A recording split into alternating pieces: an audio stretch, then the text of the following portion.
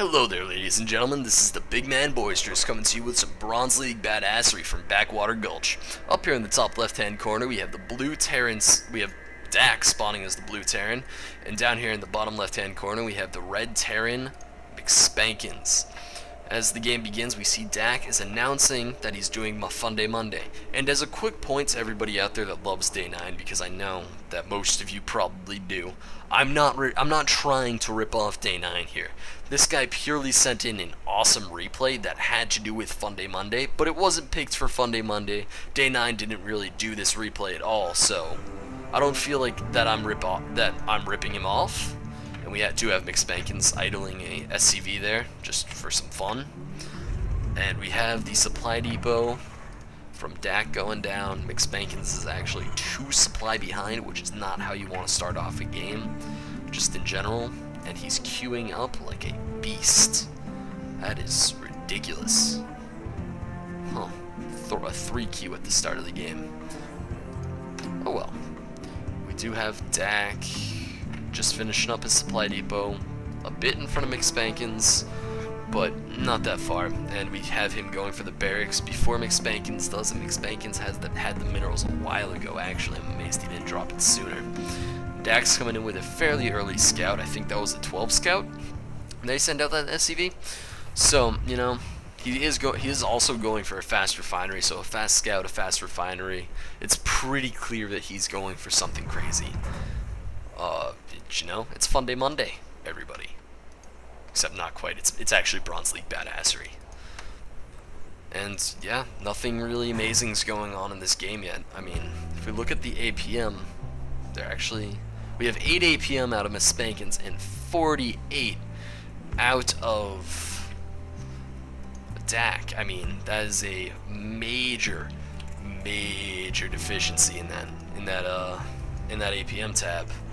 He has 6 times as much as his opponent. I really hope I don't suck at math.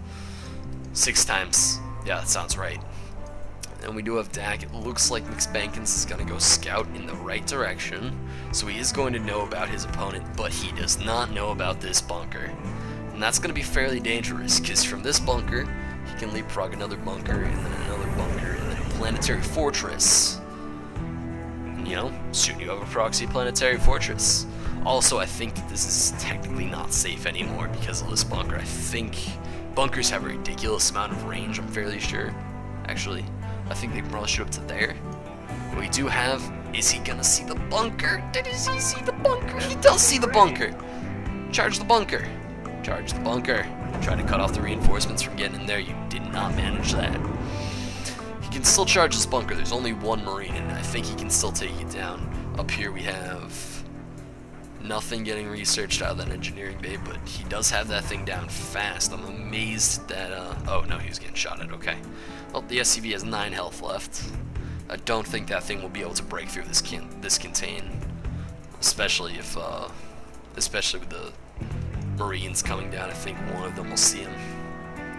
But yeah, this is just a pretty standard bunker contain, except for the holy queue up, Batman. Wow, this is kind of ridiculous, Mcspankins. Why are you queuing up so many Marines? I don't quite understand. This is a ton of wasted money. Well, actually, I guess you do have a ton of money. I mean, I'm surprised that he's not trying to add on another racks to crack through this, because this sensor tower is going to go up, and he's probably going to have vision of at least the ramp. The second barracks is going to go up, and after that's the death sentence. As soon as that thing goes up, there's no getting out of this. For Mcspankins. We do have 2 more Marines on their way. You know, they both went for 2 ranks, except for the fact that Dack got a complete contain up now. I mean, I think he would be able to sneak around this and go for an attack, which is what he should be trying to do. But then again, the sensor tower is here, so he would see that coming from a mile away and break off his Marines. And yeah, it's just going to be a constant flow of units out of Dack, and that's just not a good situation to be in if your front is getting contained. He is going for a missile. Dack is going for a missile turret. You know, he's being prudent about this. He knows that, I mean, at this point, basically your only choices are Banshees or, I don't know, Marauders, maybe? Or, you know, just counterattacking him. I'm amazed that, I guess, you know, it is Bronze League, but, you know, Mcspankins should have tried to go for that counterattack and slip past his enemies. The sensor tower would have picked him up, but I get the feeling that if he dropped out of these bunkers right now, he would be dead. And it looks like, oh, there's the first Marine into the meat grinder. Because this is purely just a meat grinder. This will tear any Marine that steps in range apart.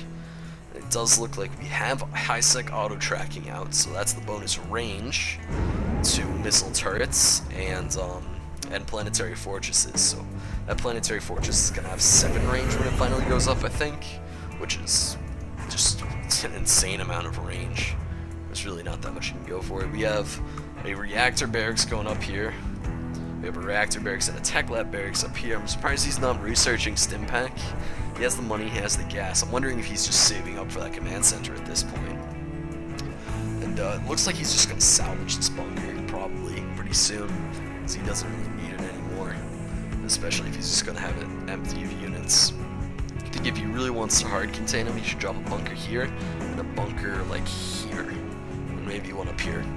But I mean, I think that this is going to be plenty enough once this command center goes up, because if, you know, he would just hop into a base trade, which he would probably win because of the fortifications he has down here compared to these.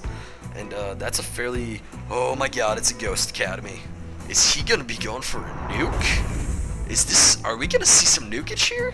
Because guys, if you're getting contained by something with less than a range of a siege tank, you should go for a nuke. Alright, you shouldn't try to break that with any type of siege tank play, because siege tank play is hard. You should definitely go for the nuke, try to cloak your ghost, try to get him surprised, and queue up that nuke when there is still 60 seconds, a full minute left in that personal cloaking. Otherwise, you know, you might forget to put it up later. And we do have that bunker going up, but again, this is within nuke range from the cliff. So all of this stuff, everything that's built in this giant area is basically sacrificial. Salvage did go down on that bunker, which I'm, again, not surprised about. And it looks like he's going to load up this bunker, and the command center is almost done. I'm not actually sure how far 7 range would be on that planetary fortress if he would be able to see up this cliff. And yeah, it refuses to show me. Anyway, yep, there's the ghost. Does it have cloak yet? It almost has cloak. After that's going to come the nuke. And that nuke will be able to one-shot all these, this building. It won't be able to one-shot the command center. But I mean, honestly, if I was him, I would have gotten like 3 Ghost Academies and then just leapfrogged 1 ghost all the way in. I think that would have worked a lot better. It does look like this ghost is getting into position to drop the nuke. Bit early, but you know, we can't fault him. He's getting ready for it. Does look like we do finally have a factory going down by Dack, but he's really in control of this game. I like how he took his opponent's natural with the planetary fortress and then didn't have any SCBs to mine there for 30 seconds. So, you know, it was kind of just like the you know, manor planetary fortress, I guess you could call it. Which is a valuable strategy. It's pretty good. And oh, here comes the nuke. These 3 buildings are dead. And those Marines are running right. They're not even attacking. They basically just auto-moved up the ramp. And, oh, the SCV goes down. He was trying so hard to escape.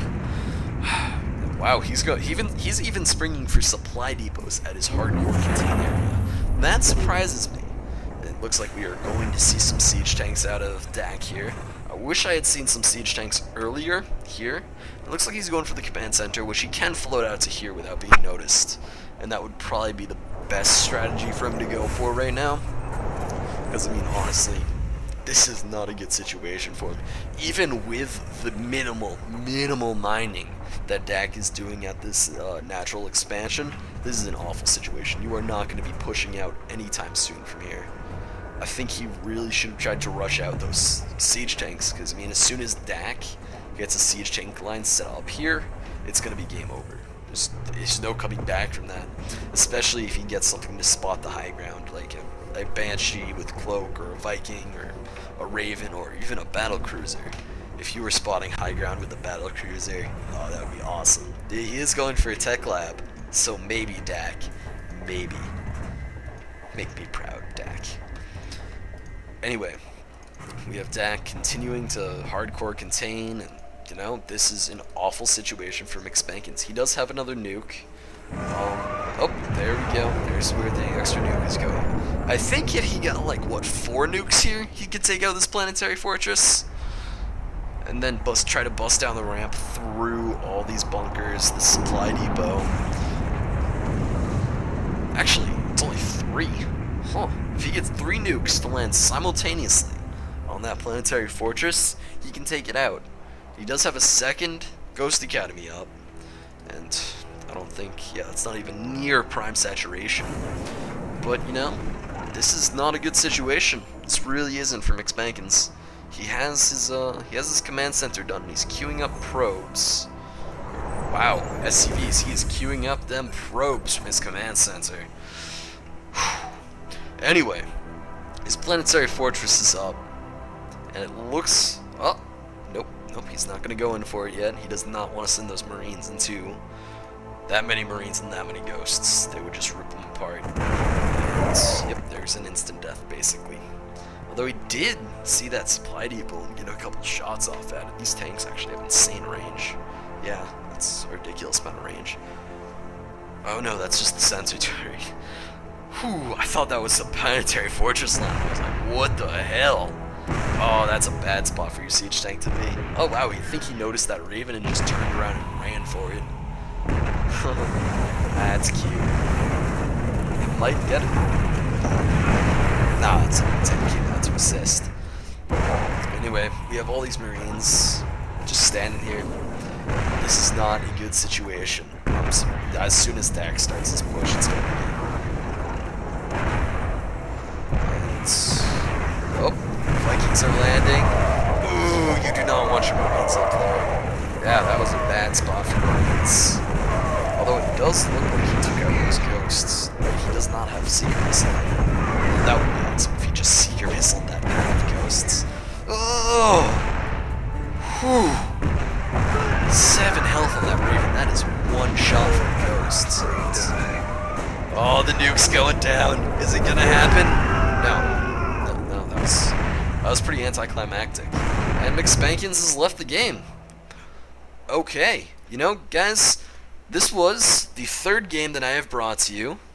And again, I am enjoying this thoroughly. This is definitely a lot of fun. Casting is amazing, actually. I really hope you guys are enjoying what I'm putting out. And if you could tell your friends about me, tell anybody you know about me, spam me in random games, you know, just get the word out there if you really like me. Also, I'm going to try to set up casting a tournament or doing a live cast of something on Justin TV. It might be a live cast of me teaching my friends how to play, because I think that would be fairly interesting, because none of them are really that great.